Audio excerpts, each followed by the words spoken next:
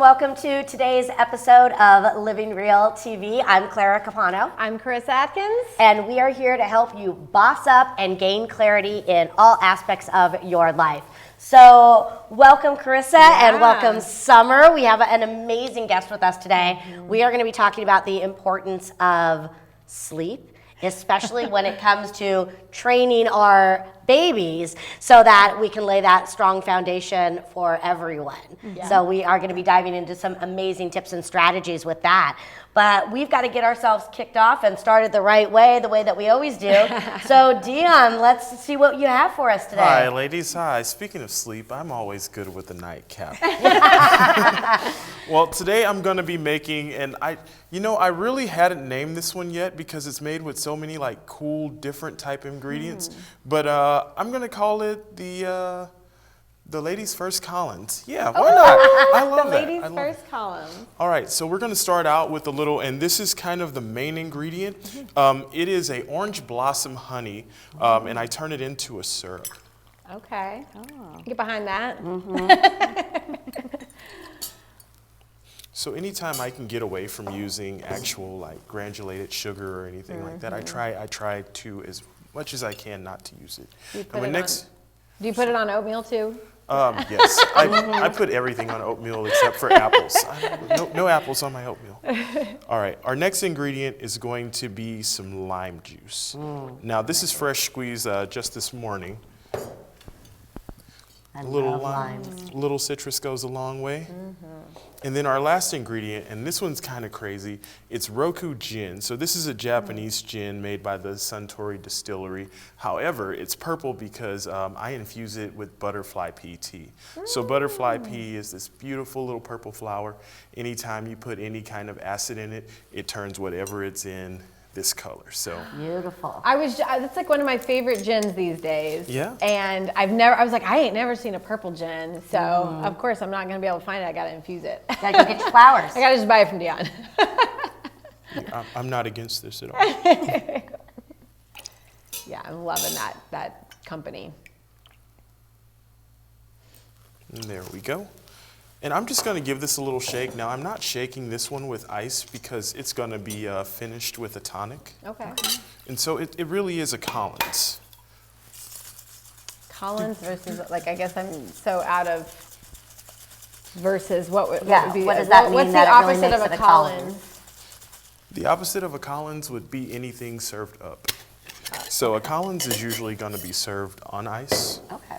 While anything that's served up is obviously more than likely not going to be served on ice. Huh. And if you look at this, all of this ice I made myself. I see. And I actually made it by hand too. He was over there sawing the ice to fit it in the cups.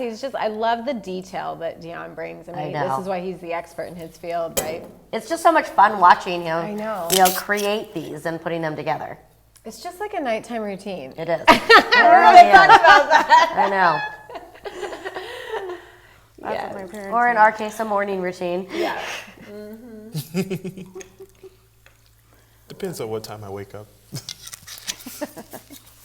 And it just looks like a fun drink with the topping there. Is it orange or lemon or? That is a lemon that I turn into a half flower. So I could have done the whole glass, but you got to have a place to drink out of. Yes. So I like the half flowers. Beautiful. Beautiful. That's great. And these are our Roku Collinses, or as I like to call them, my ladies' first Collins.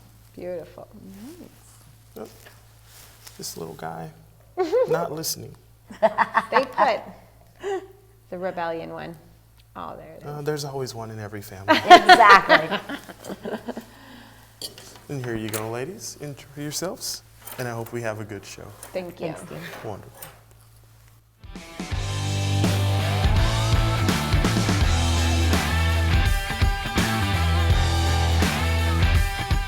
All right, well, let's cheers to ladies first. Ladies first. Fantastic. I love that, actually.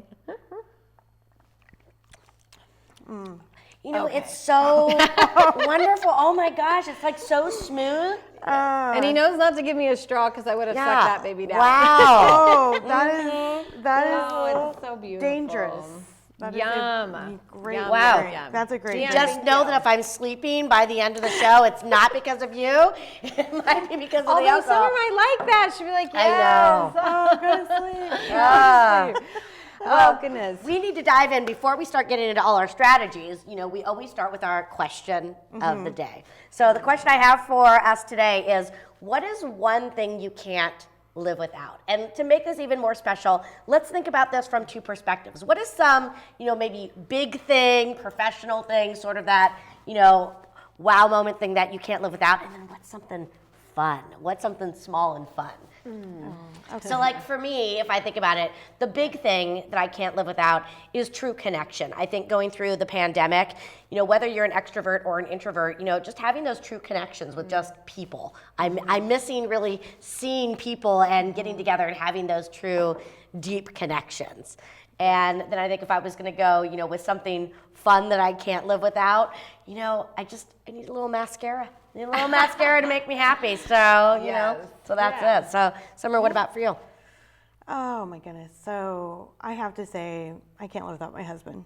He's absolutely the rock that holds my company together, holds our marriage together. So good. He's that. Yeah. Oh, Mr. I Hartman, know. you're so sweet. I know. He is amazing. And then what's one fun thing?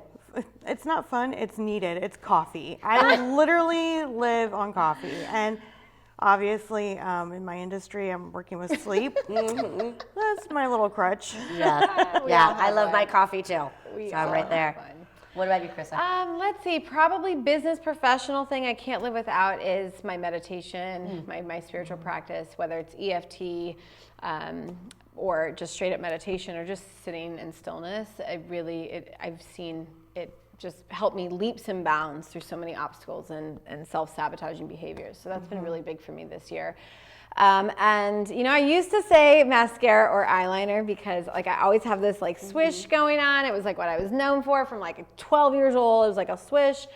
But 3 years ago with Hashimoto's, kind of rocked my world, lost a lot of my hair and lost a lot of my eyebrows. And I never thought that I would ever miss eyebrows. And so honestly right now I would never go anywhere without my my eyebrow pencil because I feel I'm oh my God, my eyes are gone when I can have all the pretty swishes, but if I don't have any eyebrows, it really rocked me when I lost them. And I was right? I could go with the baldness. I've seen my mom go bald. I'm just oh, but my eyebrows, I need them. So right now it's my eyebrow pencil. Ask these little things. Yes. It makes us feel whole. So it does. I love it. All right. I think our drink it's a perfect drink for our what we want to talk about at first, right? It's really unique. It's a unique experience that we get to talk about this book. And the reason why I say it's unique is because, there was 15 women from all across the globe. We've come from all walks of life, and we're not all the same type in the same industries. We had doctors, we had, social media strategists, business strategists, everyone. And it's a special book for us. And today on our show, we have Summer Hartman, sleep consultant and expert. She is literally known across the globe for helping, parents get their sleep back by helping them with their infants. And so it's awesome, and it's such an honor to have another author, right? We did this in the midst of the pandemic. We all got a call, and the publicist pitched to us, and we could have said, no, we don't know what life looks like for the next year, but instead we are true women who bossed up, and we did this as a collaborative piece. And not all women, I think we could all probably say this, we didn't connect with everyone, but the women, Summer, and there's a few others that we have. And that's okay, we don't need to connect with everyone. But what's really cool is I never would have thought we'd been in a room with at least 3 of the authors. So that's so awesome. And what I loved about it too is, reading everybody's stories, and it really reminded me that everybody does have a story.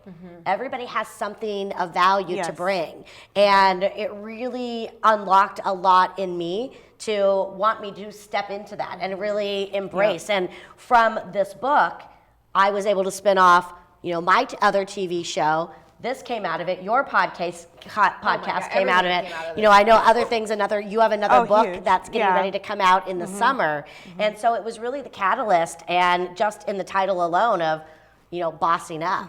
So, what are some of the things it did for you? It was like a turning point in my life. It was I was the first one that the person actually came out and asked. So I was like, it literally took me 5 minutes. Yeah. When she contacted me and we met, I was like, yep, let's do it. Sure. I didn't care the cost. Yeah. Because anytime that you can boss up, you jump on it. Right. And I knew it would work. And honestly, it's made me have confidence in myself. I've also been able to be on shows and write another book. And I mean, it's really helped my business. What? Because we each, so if you guys want a copy, first off, just email us, send us a DM, and one of us will definitely do that. We'll sign it. I don't know about you. It's on my website. I'm assuming it's all on your websites. You can buy it on Amazon. It's like, it is everywhere. We are part of the Boss Up movement. But in this, you know, we all got a chapter, and we talked about a story more than likely and a strategy. What was your chapter, a brief summary of what you would sum it up to be? Well, actually, mine was about my health. Okay. And so I had a breathing issue that started in 2014. Okay. And it basically like shut down my life, but I still chugged through. And so it's how I conquered my health issues and still bossed up. Yeah. Yeah. Love that. And I think that's so, you know, brave to be able to, you know, open up and share our stories, because it is vulnerability. And what I love is there's so many different stories in there. So regardless of your background, you're going to connect with one of the women in here, if not more. And, you know, I think paying attention to our health is so critical in our success. And usually we don't come to greatness. So many people are not willing to come to greatness until their health is in jeopardy. I know for you, it was your weight. You were at that point. I know for me, it was depression, anxiety, and having that burnout that really woke me up. And then you had Mine your was physical. Yeah. I could not breathe at all. Well, and as a health expert, your body is screaming at you every single day. And by the time that, you know, maybe your sickness or your throat, like it was already giving you 100 warning signs. We were just moving in the fast lane. We didn't see it. like, move, and God move, has to rock us sometimes and say, whoa, stop for a minute. I'm going to put you into a hospital. I'm going to put you somewhere where you have to now listen to it.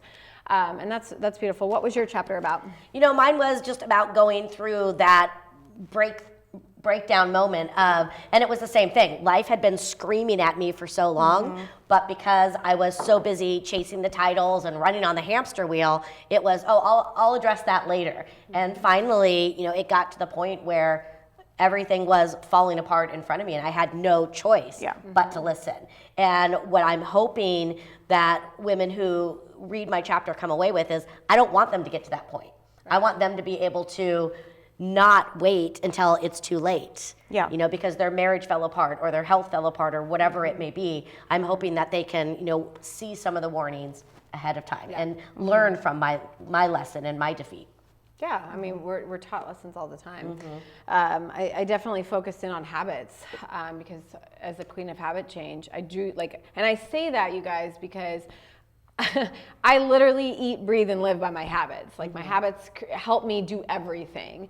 And I want you to think of habits as not just physical habits like exercise and food. It's like your mental habits. You constantly saying I can't do something is a habit. So anything that you want to change about your life, we can change your habits that support a better way of living. So yeah, I really talk about the habits that have changed my life and the importance of habits. And it you know, anything's possible when you change your habits. Absolutely. 100%. You know, so being that we're sharing stories, and I know in the second half of our episode today, we're going to really be diving into more of the strategies and, you know, things to be able to look for. But, you know, you are a sleep expert, especially when it comes to infant sleep and working with parents. What is your story? How did you come to this path? Honestly, it was, and this is kind of funny, but I answered an ad on Craigslist years ago. I had been a nanny, high-profile family since 1996. So I had been working with babies in the industry. But I answered an ad, and we needed work, and they're like, if you could be a newborn care specialist and work overnight, would you? And I was like, yeah, for sure. And I went on a job interview, and the next night I had a job, and I have never stopped since. I mean, I'm taking a break now, the last 3 months, but that's 14 years solid. Wow. Yeah. How did you come to find out that you loved working with kids? Like, Actually, that is ingrained in me since I was a baby. Like, literally, I carried a baby around since 2-3 years old. So I was always the one that could get the baby sleeping.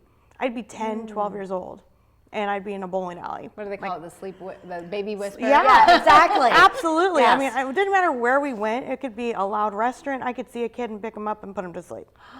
So it's more ingrained than anything else. But it was like the dream job for me. So I was like, yes. That was just incredible. So why do they call you the expert? Like, so paint me the picture. So we were a nanny. You call an ad, that's the success clues. Yeah, that was like the big thing. You're like, sure, I'll do it.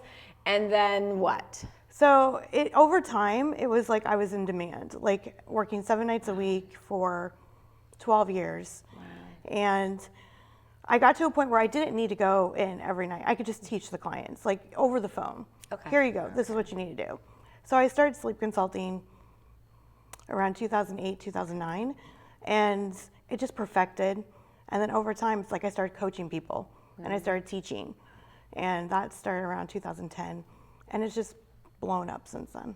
So it's because you realize, like, high demand. There's one summer, and everyone needs me. I can't do it all and be it. Like, it's one baby, one night, whatever, one family. Right. So you're like, how can I pivot and make a business bigger out of this? How can I scale? Yeah. Absolutely. Actually, the scaling part happened when I got sick.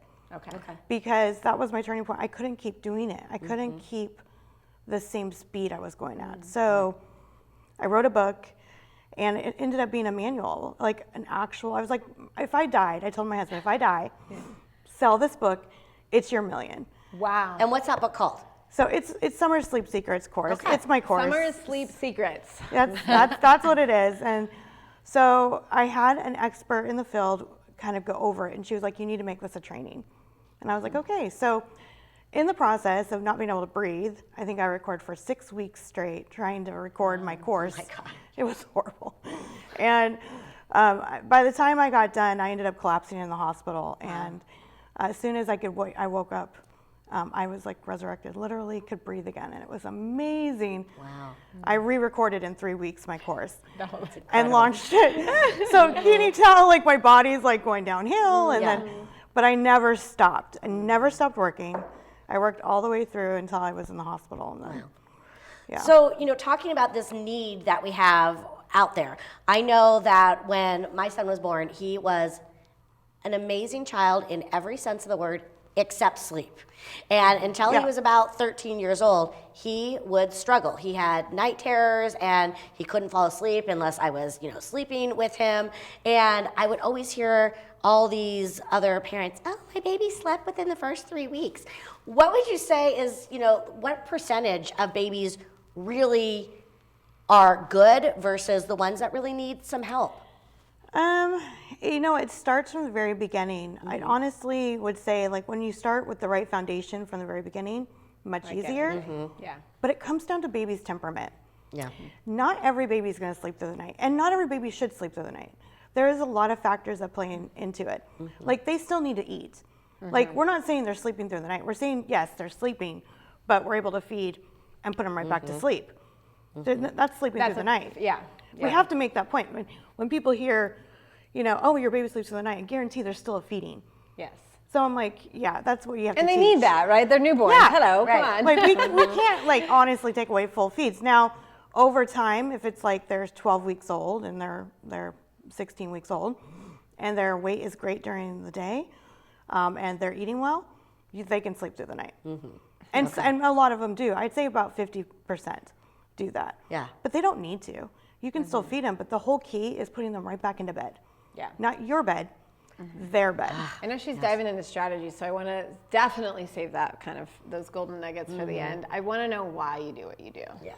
Because it takes I love a baby, but I have no problem giving the baby back, right? Like I just love my independence so much. But like, it takes a special woman to even now teach your coaches how to do that. What's the why? What was the long-term vision for this business?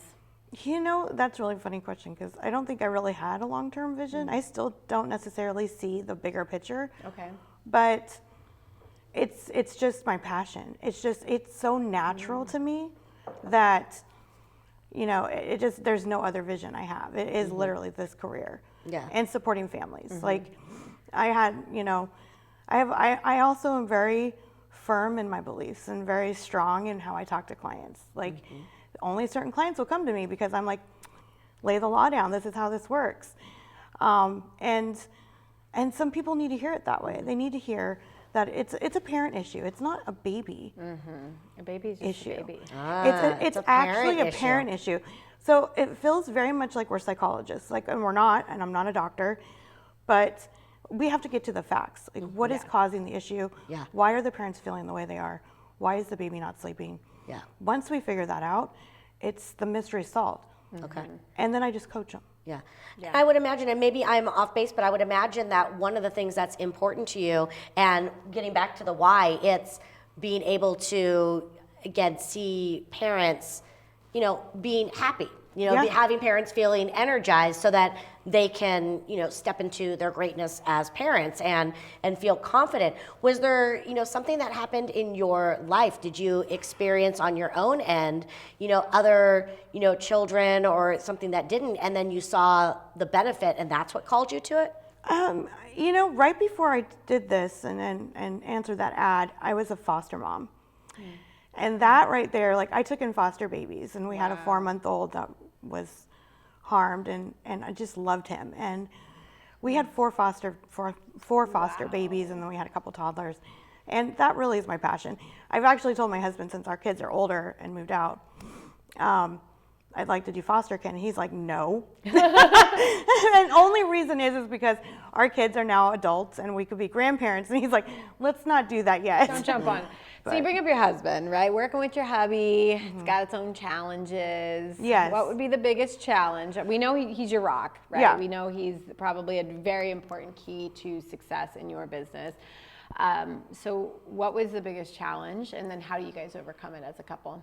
He had his own career actually for years. He ran the family. Basically, my income was just extra. Okay. So that's kind of how it was like, if I didn't have any work, then I was fine. Yeah. But in 2016, he actually got let go of his job after 16 years. Wow. And I remember eating a bowl of cereal, and I looked at his face, and I was like, what just happened? Yeah. And we lost our insurance. We lost everything that he carried, right? Yeah. And he just was devastated. And I just looked at him and I was like, babe, we got this. And that was like the moment. That was the moment that we bossed up together, because I made him my partner. I was like, okay, then I have systems we got to do. I've got things we got to do. And it was just never a question. We just put him right into the business. So. Okay, so he slipped right in. Biggest challenge, though. Biggest challenge. I mean, I work. You know what it's like. Husbands are beside us. There's challenges.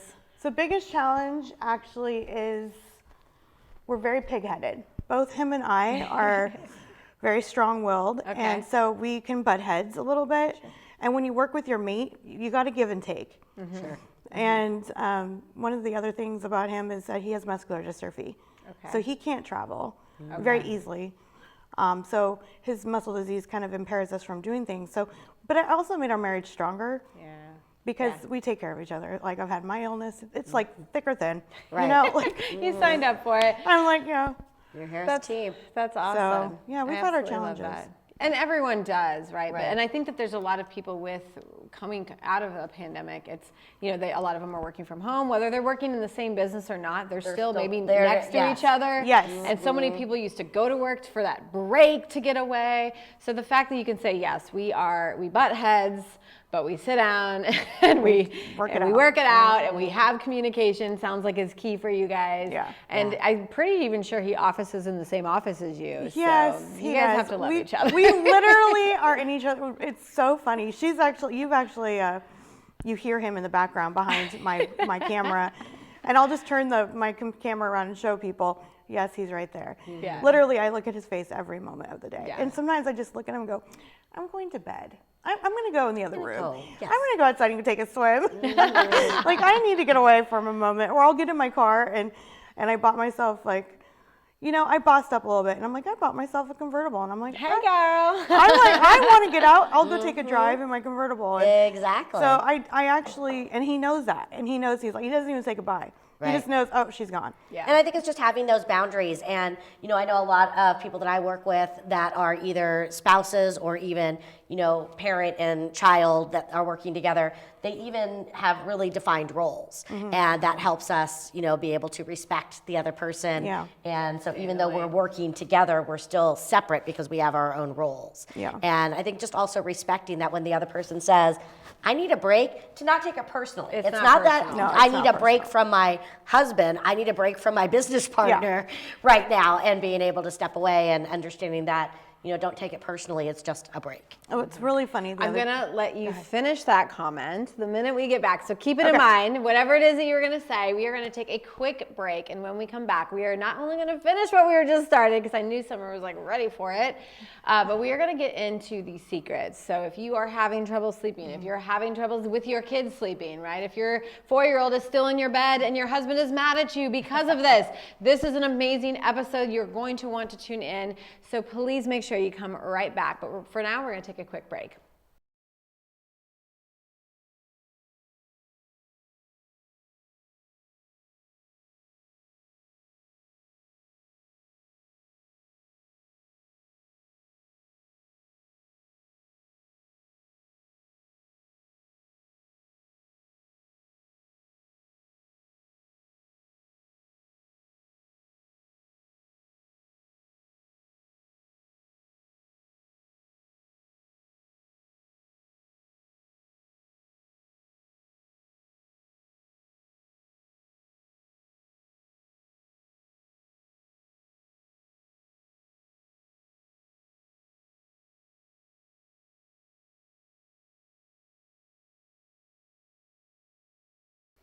Welcome back, everyone. We are diving into the second half where we're going to get into a lot of the strategies behind sleep and in helping people do that. But before, we were having our conversation of working with your spouse, your significant other.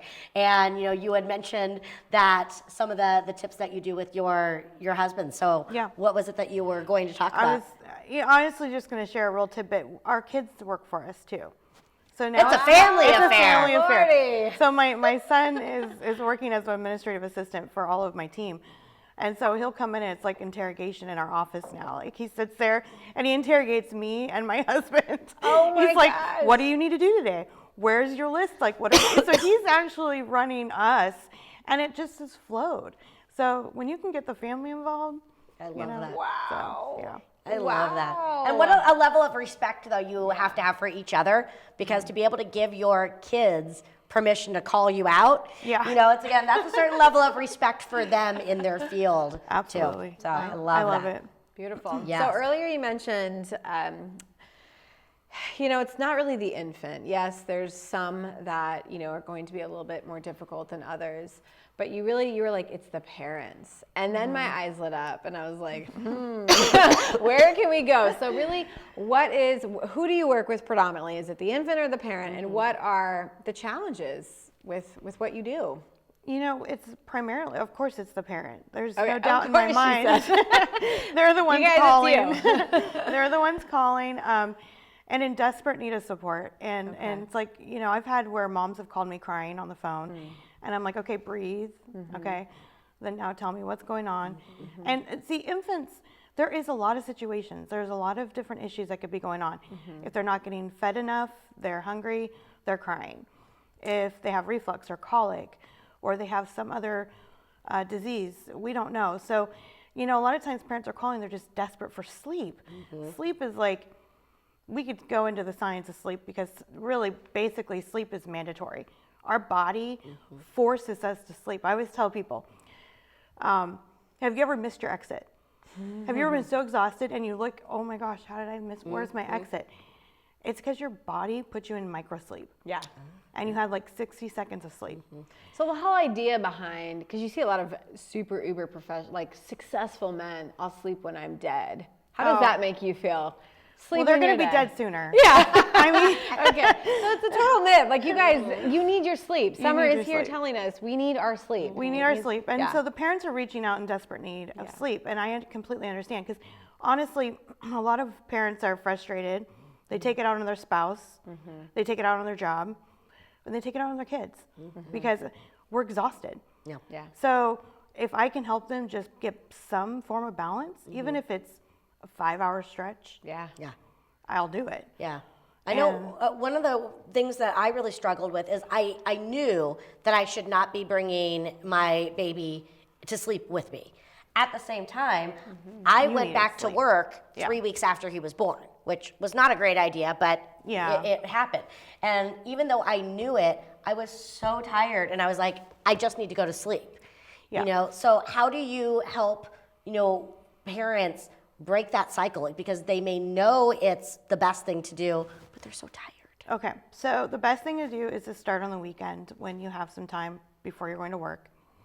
I put the baby on a routine, teach the parents, coach them through it, like literally hand holding, like Voxer, telling them everything to do, walking them through the methods. And the baby by the end of the weekend is usually sleeping fairly well, like at least getting on a nap schedule, getting on an overnight routine, setting boundaries, setting bedtime boundaries. A lot of parents put the kids to bed when they go to bed. Well, they don't go to bed till 10 o'clock at night. Well, the babies need to go to bed at 7. And So they would you think say their then babies. the parent needs to go to bed at 7? No, I'm Or saying the what? baby goes to bed at 7, and guess what? Parents get to have dinner. They get to have relationships with their mates. Like they get to breathe and watch their favorite show without their kid on their chest, because their baby is in bed, safe. But the baby's crying and they don't like to hear the baby cry. Let's go into that. Let's delve deep. Let's decode. Yeah, give it to us because these are the excuses Exactly. we hear and we've made ourselves. I did. I'm like, so my baby. So what it is that you don't want them to nap too late. If they're napping really late, then they're not going to be ready for bed. So it's actually the daytime schedule is key. Okay, so great nighttime So routine great and nighttime. You sleep. have to have the daytime. Daytime. Yeah, and the best key, like the trick, is to actually wake your baby every day at the same time. Yes. And Now- as I would 100% agree as well on the female side, right? Like, Yeah. In order for you to be successful, quit sleeping in on the weekend, like get up at the same time. You have to get up at the same time, and then you put them to bed at the same time. And your day is going to be pretty predictable. You can have variables. Sure. You can nurse every 2 hours, whatever, or I don't really have a problem with nursing. Like sleep consultants get the bad rap of, putting the baby on a schedule. They don't get to nurse Okay. as often. And I'm like, nurse them. I don't care about that. I really care about is the beginning and the end. Okay. Then we look at they need naps. So have at least 1 or 2 naps in the crib. You can do a holding nap or a stroller nap. So I work with everything. It's really What's your important. ideal, right? So if I come to you, what would be your ideal, say, Karissa, this is what our ideal day is going to look like. This is what I want you to really work on over the next couple of days. Normal baby, let's just say no colicky baby. Right. It's just a new baby and I'm exhausted and, my husband has to go back to work already. Like, Okay. what's the ideal day that you try and So start? let's pick an age. Pick an age, infant. Like infant as in 3 weeks old. 3 Like weeks? 3, yeah, 3 weeks? yeah. Oh, well, they sleep all day. So Okay. a 3-week So old. you tell me what a good Okay, so 6 week 3-week baby. old Yeah. should be eating and sleeping for the most part with like Okay. maybe a 30-minute wake up. That's it. Like, Okay. So they're sleeping all the time. Okay. And their day at night's the same thing. Feed every 3 hours. Like you want to get their weight up. So if Okay. it's a 3-week or a 3-month-old, let's say 3 months. Okay. That schedule is about 75 minutes to 90 minutes up from the time that you started the feed. Okay. Okay. So wake them up at 7 in the morning. Okay. Then they're up until about 8:15, 8:30. Okay. You see the tired signs. Rubbing their Yeah. eyes, yawning, staring off in a distance. Pulling ears sometimes is it, and red eyebrows. If they have that, I know, I've seen that. yeah, they're ready to go to sleep. So then you'd swaddle and you'd put them to sleep. We can go into the debate of swaddling. Honestly, 3 What months. is the debate? There's a debate in swaddling because honestly, at 3 months, I usually go to a sleep sack. I like the swaddle sleeve. I'm going to Okay. go ahead and just say it. I love them Okay. because it's a weighted arm, but not a weighted sack. So it's just like if baby has, arm. Maro reflex and moves, it kind of calms them down. And so that's what I would do around 3 months. Okay. out of the swaddle into a sleep sack. Yeah. So then, so get up at 7, always morning Eating. routine, eat, Yep. keep them up for a certain amount of time until you see the symptoms. Tired the signs, so about signs. 8:30. Okay. And then they go down for a nap. Okay. Now let's say they only nap for 30 minutes because they don't connect their sleep cycle, right? Okay. So the parent can go in and do multiple things. They can put their hand on their chest and shush. They can pick up, rock side to side, shush, put them back down. The key is putting them back in the bed or keeping them in the bed. Okay. If Don't you're- pull 'em out. Don't go pull them out and go sit in a chair and rock them the rest of the sleep. Now, Oh, I did that. I did I that. know, we all do it. The glider. I was like, We that's all a must. do it. We all do. And parents are totally can do that. What the whole point is, get that baby sleeping that stretch of sleep. Yeah. Okay. So, but you want to try to get them back in the crib and then leave the room. Give them 2 or 3 minutes, even 5 minutes. Yeah. See if they are actually going to go to sleep on their own. Now, if they're screaming, you can go in. Okay. But the And whole there's a difference point, between a scream and like, there's, yeah. yeah. You know, like I actually teach all the cries, the different Okay. types of cries. Yeah, if it's then no, we're not going to go in. If it's Okay. full on screaming, go in. It might be a burp. It could be gas. You know, you can pick them up, burp them, and then put them back down. Okay. Okay. But the point is to try to keep them in for that hour or so nap. Okay. And then after that, they eat again at 10. And we're on like a 3-hour feed schedule. So it's 10. It's just a very predictable schedule. Okay. So is there one case that like one family that really sticks out to you? Oh man, I have so many families I've worked with. Actually, I think right now I'm currently working with a 12. Actually, well, I have a 6-month-old. Mom was breastfeeding, bed sharing, and When she they called came me. to you? Yeah, when Okay. she came to me. Okay. And she was like, "Summer, I can't do this anymore. My marriage, my kids, I can't keep up with it." So I told her, "How much crying can you handle? Like, what can you really handle?" She's like, "Not much." We did the cry it out, and let me explain to cry it out. Cry it out is leaving your baby for 6 hours straight without going in. It's called extinction. Okay. It was developed in 1956. 6 Most hours. people do not do it right. They think Okay. that sleep training is technically cry it out, and it's not. Okay. So I was like, okay, so we'll do a different approach. So I had her, I said, well, every time she cries, I want you to pick her up and nurse her. And she goes, okay. So she cried after 5 minutes, putting her down. She nursed her, put her back down. She's like, I'm going to give her 2 minutes. Perfect. What did I do? Mom set the tone. Mom set how long she could last before going in. Waited 2 minutes, went in, nursed again, put her back down. Okay. She rolled to her side and went to sleep. See, sometimes it's just It's the simplest. we're just cheerleaders, literally like cheering the mom on. Like, okay, Yeah. this is the steps I would do. It literally took her 10 days, and she sleeps 11 hours. Okay. Wow, that's amazing. So, I want to get into the important, like the why, because a Right. lot of people bring in the baby, right? They bring it in, and I know for one, and you know, just an example, because I did not. I was like, I at least would go in. I'd be the one falling asleep on the glider. That- Not, Yes. not so bad, Right. but I did not want to bring like my bed, my room was my Your space. sanctuary. Yes, it was my one space I could get away. And connect with my husband. I did not want to do that. Where Right. my husband, Will, you know, we've both been married previously, and his ex was a big believer in bring the baby in, because again, we just want sleep. That's the end goal, is we just want sleep at the end of the day. Right. But really, it over the years and the weeks, she never let the baby then get back out. Now he's a toddler. Now he's a 3-year-old, 4-year-old, 5-year-old. And then what happens, you know, to my husband is they just don't feel wanted in there, and they start to disconnect. And so then he's finding himself on the couch. And obviously, I mean, they're divorced, right? But why is that not really a great idea? Is there a connection between that? So it's communication between the parents. You know, a very functioning, family and marriage could do fine with this. Like they could bed share and be totally fine. Okay.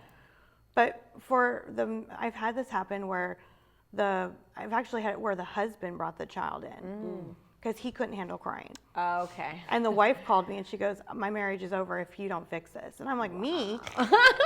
I'm like, this is a marriage issue. So and this baby is now 5. So this is going on for a very long time. Okay. So I just explained to them, do you want to save your marriage? That is a question I ask a lot. Wow. I'm not a marriage counselor, but I actually save marriages quite often. And she said, I want to save my marriage, but I don't know if he will stop. And so I asked the important question to him, and he said, I'll do anything to save my marriage. Yeah, it's important. So we set those boundaries, and that little girl did train to stay in her room. And it was just consistently, what happened is parents had to put her back in her room. Yeah. Like when she came in, the bed was like, I always tell people it's lava. Like my bed is lava. Do not touch it. You will burn. It's like totally a bad analogy, but you just want to make your bed your sanctuary. Yeah.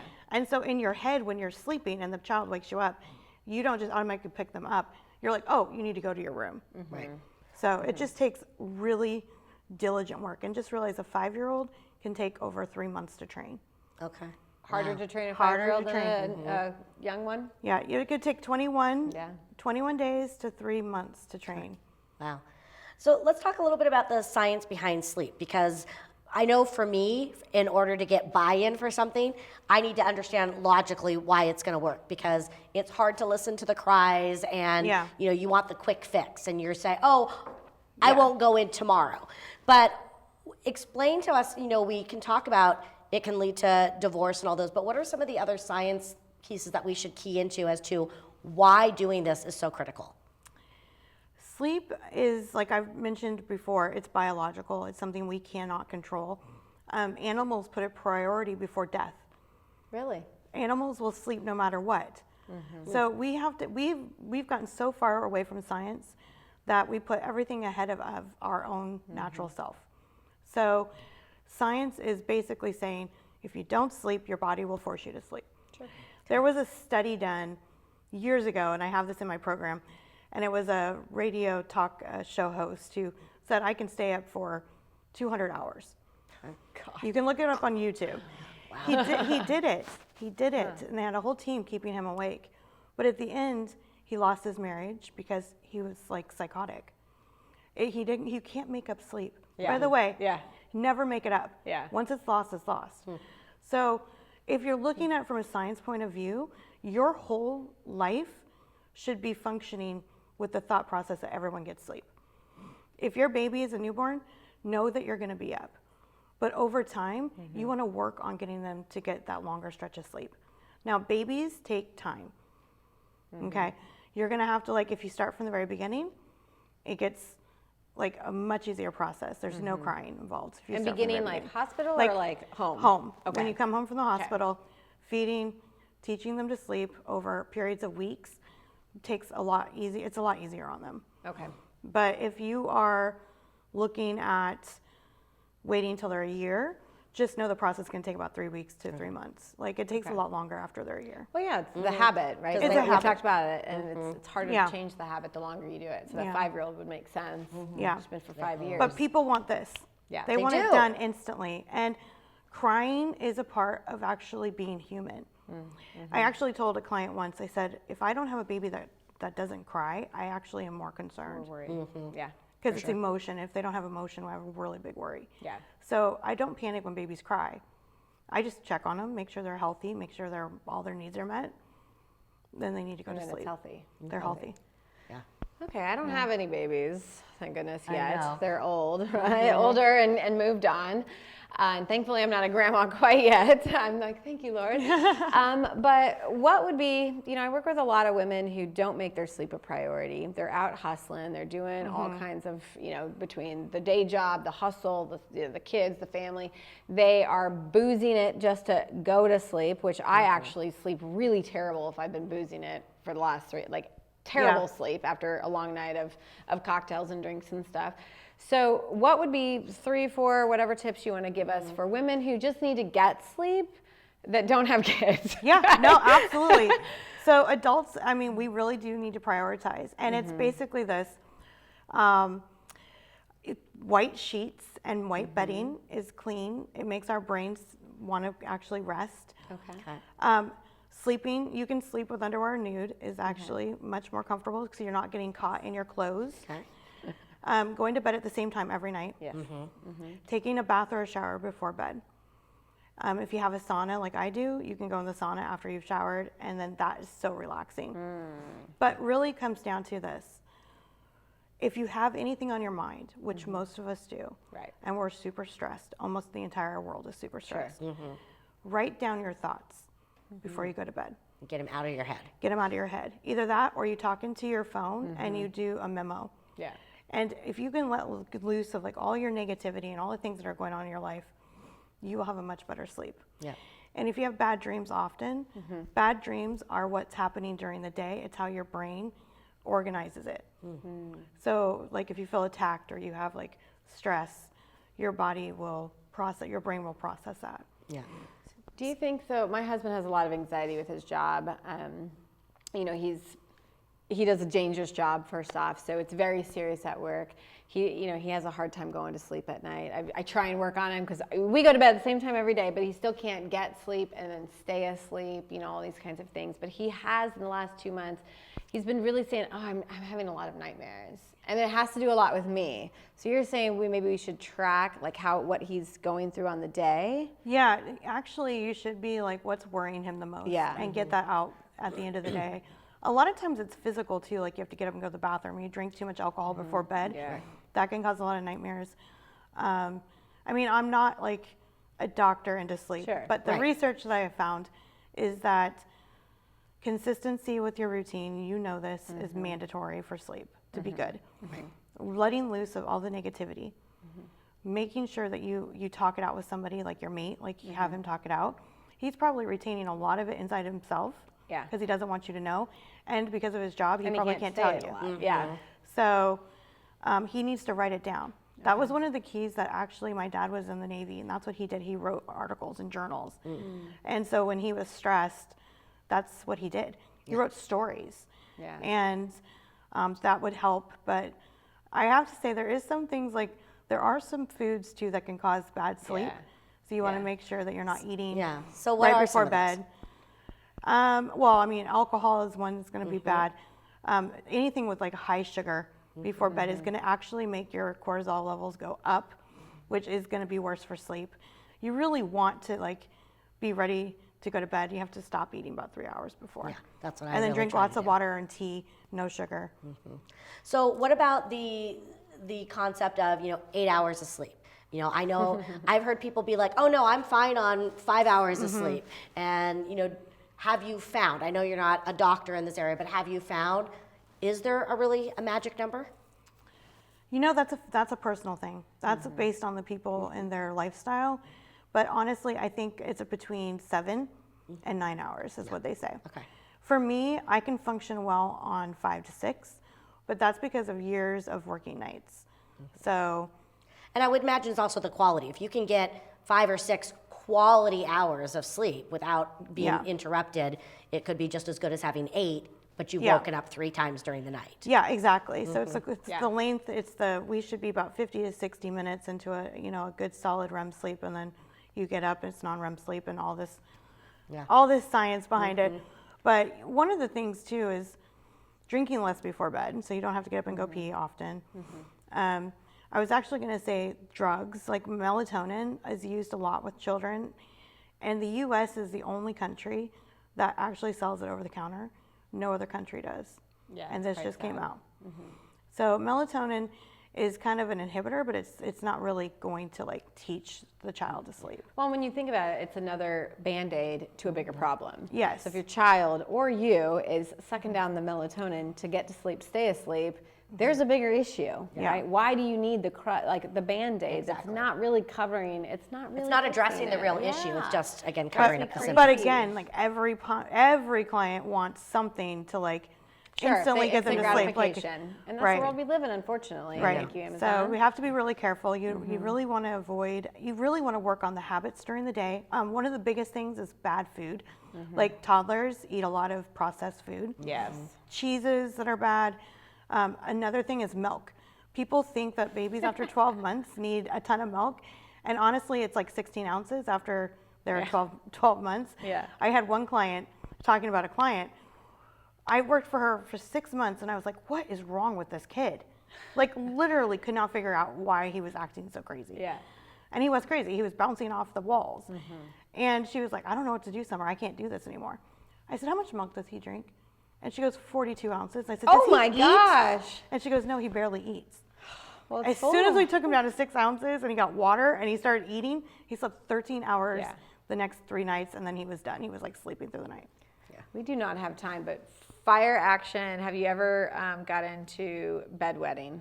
Does anyone ever reach out? I mean, because that would wake them up, right? Mm-hmm. Okay. Yeah, so bedwetting is like heavy sleepers. Those are ones that are very, very, very cannot wake up. Okay. And so you have to wake them up on a schedule every 3 hours and take them to the bathroom and just walk them to the bathroom and then put them right back in bed.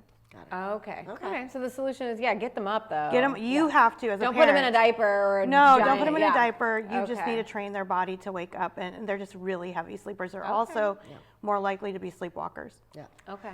So going back to just all people, what are your thoughts? I'm a big napper. I love my naps. What do you think about naps? So you shouldn't nap more than 20 to 30 minutes a day, and it should be at least 3 hours before bed. So typically nothing after 3. Yeah. Okay. So for adults, actually it's 70-year-olds and like people that are in their late 70s tend to revert back to childhood and want to take naps, and then they take too long a nap and then they're not ready for bed and then they wake up frequently to pee at night. It's like they reverted back to being a child. I see that with my father. Yeah, so it's really important that they drink less and they don't take long naps. They actually do need to curb their naps. Yeah, I used to go tanning every day around 1 o'clock after lunch, and it was literally a 15-minute power nap. It was like, wonderful. Those are okay, like 15 minutes, that's totally fine. But I'm talking like when you get after 30 minutes, you get in that deep sleep. And I'm like, there's your no sleep way. debt is like way off at 100%. that point. Yeah, definitely. I love the fact that you know, just to tie both the infant and the adult and the people who don't have any, you said it all does come down to a nighttime routine. You know, it makes 100% sense. It's like, get yourself a routine. I call it a power down hour, right? That's what I teach when women can't shut it off, and just the expectation of you're never going to shut off your brain. Come on, that's already living it up to fail.